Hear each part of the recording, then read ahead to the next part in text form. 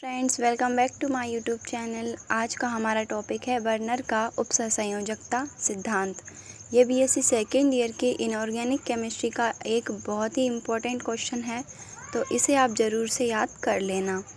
Burner का उपसहसंयोजकता सिद्धांत एक वैज्ञानिक थे जिनका नाम बर्नर था। उन्होंने अपने ही नाम के ऊपर इस सिद्धांत का नाम बर्नर का उपसहसंयोजकता सिद्धांत रख दिया है। वैसे उनका पूरा नाम अल्फ्रेड बर्नर था। उन्होंने सन 1893 में एक सिद्धांत का प्रतिपादन किया, जिसके लिए उनको 1913 में नोबेल पुरस्कार से भी सम्मानित किया गया।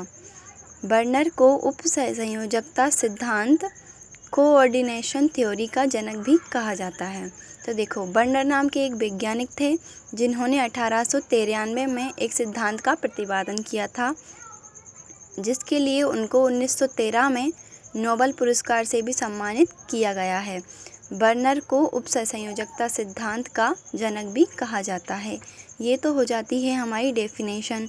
उन्होंने सहसंयोजकताओं के बारे में क्या बताया है, तो उन्होंने कहा है कि धातुओं की संयोजकताएं दो प्रकार की होती हैं। पहली होती है प्राथमिक संयोजकताएं और दूसरी होती है द्वितीयक संयोजकताएं। तो प्राथमिक संयोजकताएं क्या होती हैं? पहला पॉइंट है प्राथमिक संयोजकताओं का। प्राथमिक संयोजकताएं आयनित होती हैं। इन्होंने जो पहला पॉइंट दिया है वो है कि प्राथमिक संयोजकताएं आयनित होती हैं या हो जाती हैं। सेकंड पॉइंट है इसका, प्राथमिक संयोजकताएं केवल ऋणायनों के द्वारा संतुष्ट होती हैं। इसका थर्ड पॉइंट, प्राथमिक संयोजकताएं निश्चित नहीं होती हैं। और उन्होंने चौथा बताया है, प्राथमिक संयोजकताओं को टूटी फूटी रेखा द्वारा प्रदर्शित किया जाता है। इसके बाद आती हैं द्वितीयक संयोजकताएं।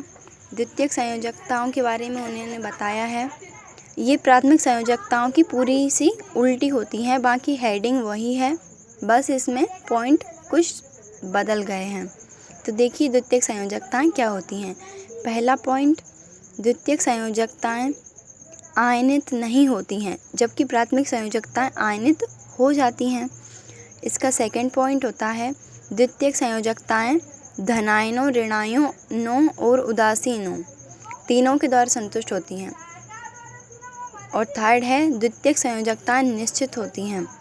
फोर्थ है, द्वितीयक संयोजकताओं को ज्यामितीय संरचना में गहरी काली रेखा के द्वारा दर्शाया जाता है। मतलब कि प्राथमिक संयोजकताओं के अलावा द्वितीयक संयोजकताएं सेम होती हैं, बट ये उनकी उल्टी होती हैं। जो कि प्राथमिक संयोजकताओं में सिर्फ होता है, द्वितीयक संयोजकता में वो चीज़ें नहीं होती हैं, है ना।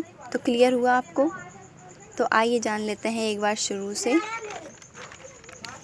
तो बर्नर का उपसहसंयोजकता सिद्धांत क्या है? अल्फ्रेड बर्नर नाम का एक वैज्ञानिक था। उन्होंने 1893 में एक सिद्धांत का प्रतिपादन किया, जिसके लिए उनको 1913 में नोबेल पुरस्कार से भी सम्मानित किया गया। बर्नर को उपसहसंयोजकता सिद्धांत अर्थात कोऑर्डिनेशन थ्योरी का जनक भी कहा जाता है। उन्होंने बताया कि धातुओं की संयोजकताएं दो प्रकार की होती हैं। कौन कौन सी संयोजकताएं बताई हैं उन्होंने? पहली प्राथमिक और दूसरी द्वितीयक संयोजकताएं। प्राथमिक संयोजकताओं में क्या होता है? प्राथमिक संयोजकता की विशेषता समझ लो इसको। प्राथमिक संयोजकताएं, पहला तो प्राथमिक संयोजकताएं आयनित हो जाती हैं। दूसरा, प्राथमिक संयोजकता केवल ऋणायनों द्वारा संतुष्ट होती हैं। तीसरा, प्राथमिक संयोजकताएं निश्चित नहीं होती हैं। चौथा, प्राथमिक संयोजकताओं को टूटी फूटी रेखा द्वारा दर्शाया जाता है। और द्वितीयक संयोजकताएं ये आयनित नहीं होती हैं। द्वितीयक संयोजकताएं धनायनों, ऋणायनों और उदासीन तीनों द्वारा संतुष्ट हो जाती हैं। द्वितीयक संयोजकताएं निश्चित होती हैं। द्वितीयक संयोजकताओं को ज्यामितीय संरचना में गहरी काली रेखा के द्वारा प्रदर्शित किया जाता है। तो ये था हमारा अल्फ्रेड बर्नर का सहसंयोजकता सिद्धांत। अगर पसंद आया हो तो एक लाइक कर देना और चैनल को सब्सक्राइब कर देना।